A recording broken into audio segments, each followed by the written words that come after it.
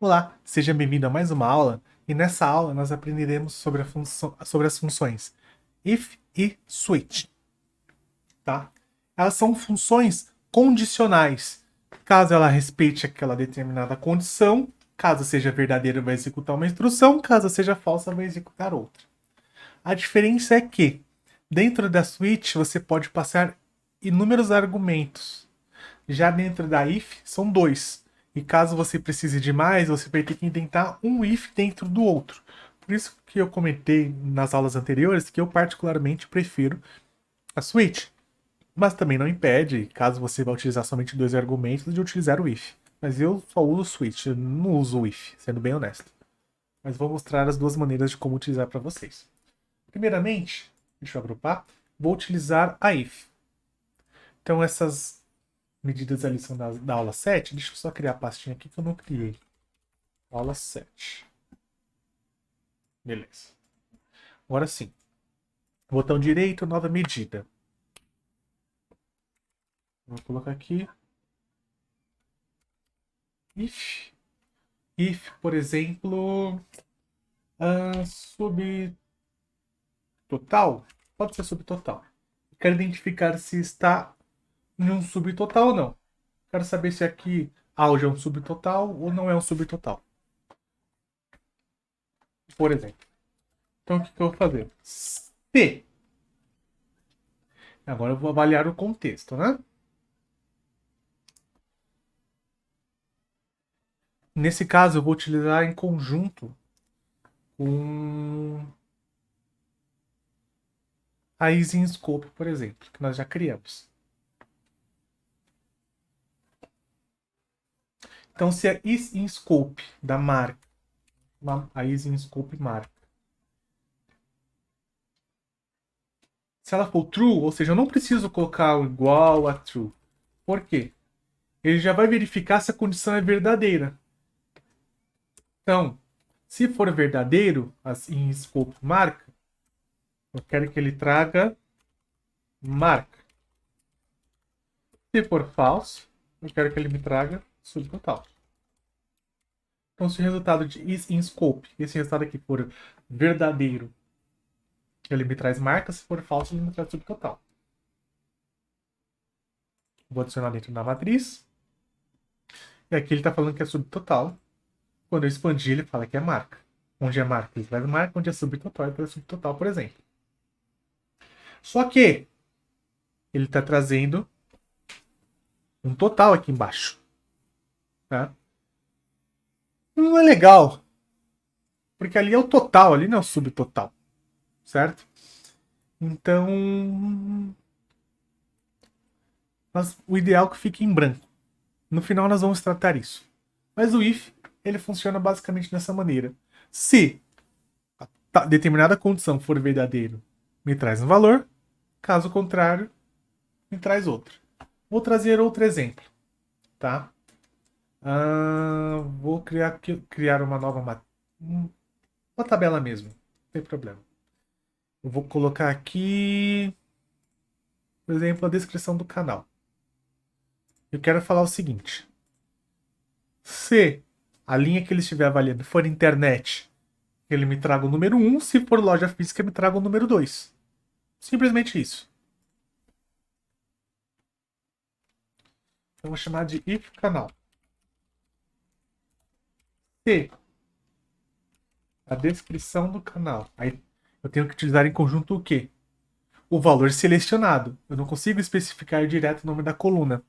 Por isso que na aula anterior eu mostrei a selected value, que nesse caso, como eu quero identificar o valor desse nível, eu quero verificar se o valor selecionado da descrição canal, ou seja, o contexto da linha, for igual a internet, então me traga o valor de 1. Se ele não for internet, me traga o valor 2.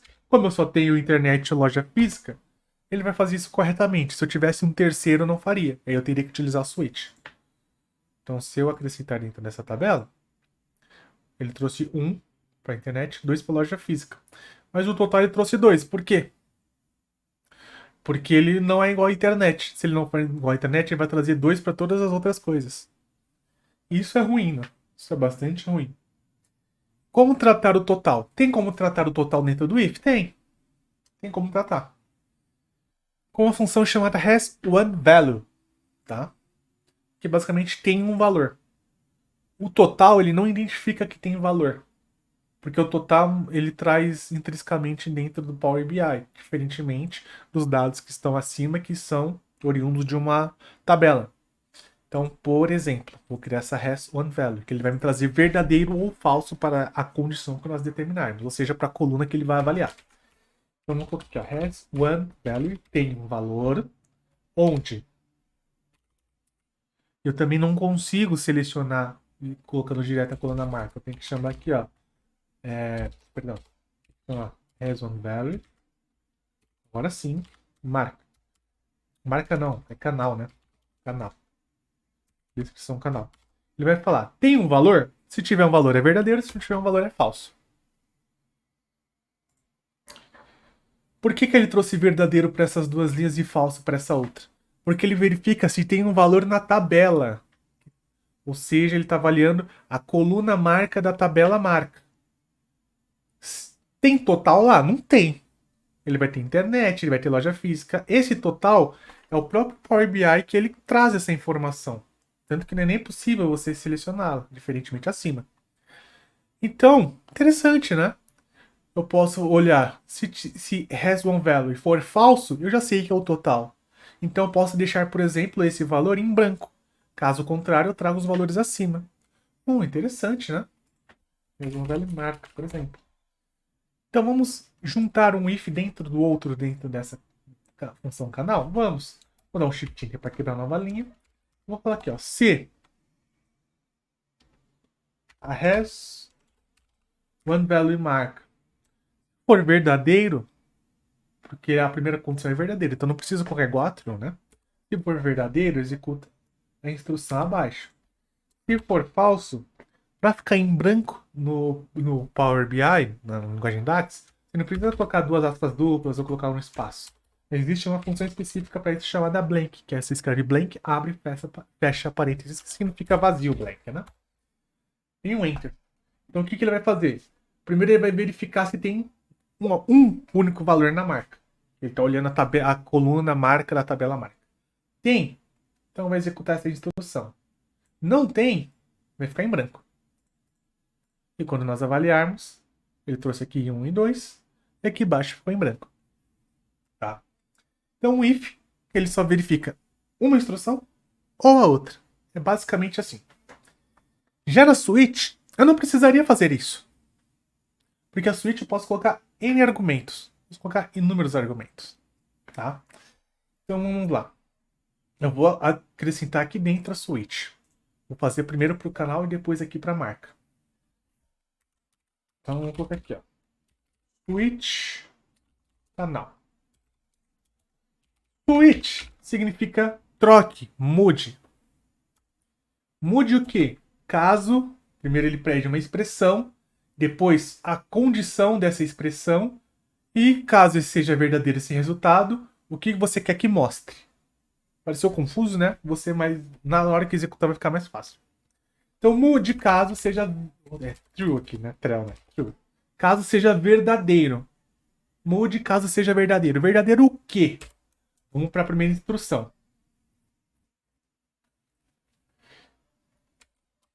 Se estiver no escopo de canal, vamos fazer diferente aqui. Não precisa ser no escopo, não. Se o valor selecionado na descrição canal for igual a internet, então 1. E aí eu posso ir para o segundo argumento, para o terceiro, para o quarto, para o quinto, não importa. Vou copiar a linha de cima e vou para de baixo. Se for igual a loja física, então é 2. E na próxima, no argumento, eu poderia colocar uma terceira instrução resultado, uma quarta instrução resultado.